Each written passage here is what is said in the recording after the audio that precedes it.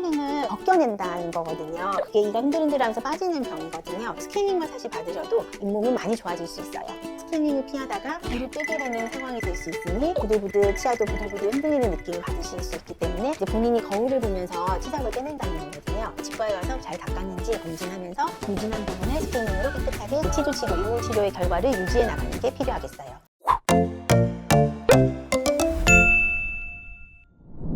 안녕하세요. 건강한 미소를 책임지는 24년차 치과의사 유경쌤이에요. 스케일링을 오해를 굉장히 많이 받는 치료 중에 하나인데요. 사실 꼭 받아야 하는 치료이기도 하거든요. 그러면 오늘은 이 스케일링이 받고 있는 오해에 대해서도 얘기 한번 해보고 왜 받아야 하는지, 어떤 점을 주의해야 되는지 그런 얘기 한번 해볼까요?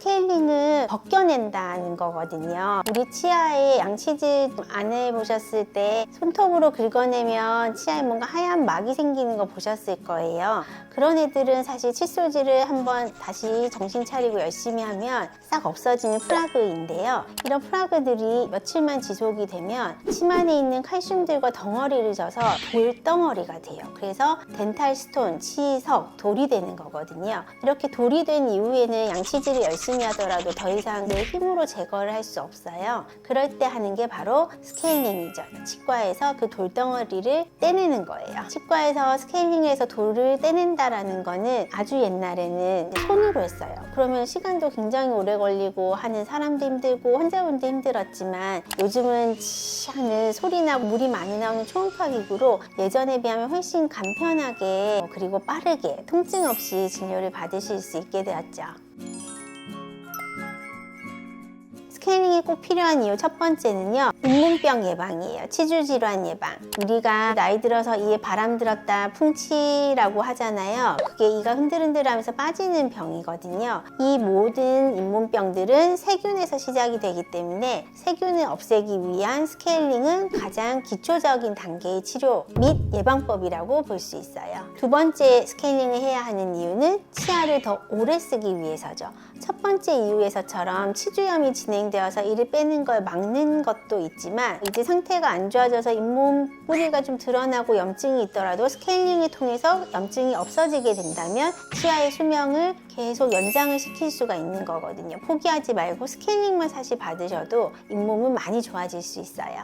세 번째로 잇몸 색깔이 이뻐지는 효과도 볼 수 있죠. 사실 잇몸을 약간 연한 핑크빛, 띄는 게 좋거든요. 너무 선홍빛이나 붉은빛, 약간 검붉은빛 잇몸은 염증을 가지고 있는 잇몸이에요. 거울로 한번 내 잇몸 색깔을 보시고 약간 입술보다 좀 연한 핑크빛을 가지고 있지 않다면 염증이 있는 건 아닌지 한번 생각해 보셔야 하고요. 그런 상태의 잇몸을 연한 핑크빛으로 바꾸면 환한 미소를 가졌을 때도 훨씬 더 이뻐 보이겠죠.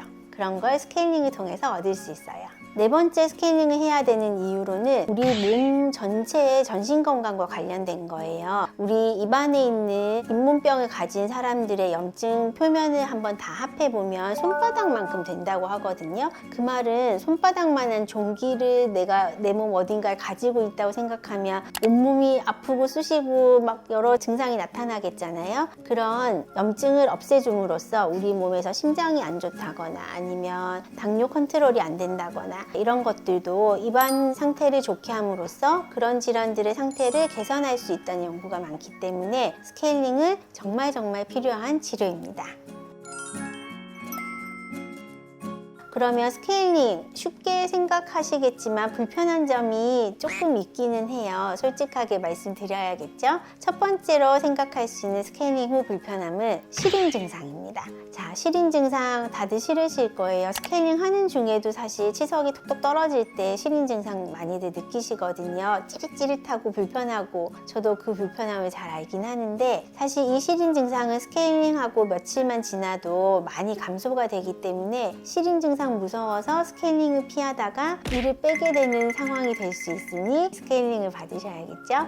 두 번째로는 이제 스케일링을 받고 하루 이틀 정도는 너무 딱딱하거나 자극적인 음식을 피해 주셔야 한다는 점이에요. 이건 사실 잇몸이 좀 더 부어 있었던 분일수록 예민함을 느끼실 수 있거든요. 스케일링을 주기적으로 받으셨던 분들은 사실 큰 불편함 없이 식사를 하시는 분들도 많기는 한데, 오랜만에 스케일링을 하셨다, 잇몸이 부어 있었다, 이런 분들은 스케일링 후에 잇몸이 약간 부들부들, 치아도 부들부들 흔들리는 느낌을 받으실 수 있기 때문에 너무 딱딱한 음식은 피하시는 게 좋아요. 스케일링을 하는 것은 사실 일회성으로 끝나는 건 아니에요. 왜냐하면 우리 집안에서 청소도 매주 매일 해줘야지 집안이 깨끗하게 유지되잖아요. 입안도 마찬가지로 스케일링을 한 번 하고 평생 안 하면 참 좋겠지만 그건 아니고 주기적으로 해주면서 검진을 같이 해줘야지 그 효과가 오래 유지된다는 점 꼭 기억해 주세요.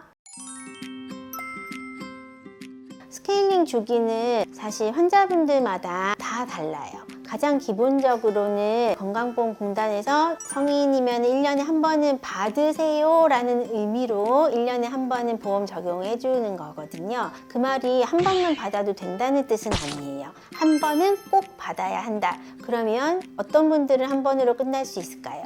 1년 만에 왔을 때 치과의사 선생님이 양치질 잘하셨네요, 치석이 많이 없어요, 스케일링하고 갑시다 하는 분들이 되겠고요. 사실 그렇게 되는 분들은 실제 진료실에서 만나는 분들 중에는 20대 분들, 30대 관리 굉장히 잘하는 분들 정도라고 보시면 되겠어요.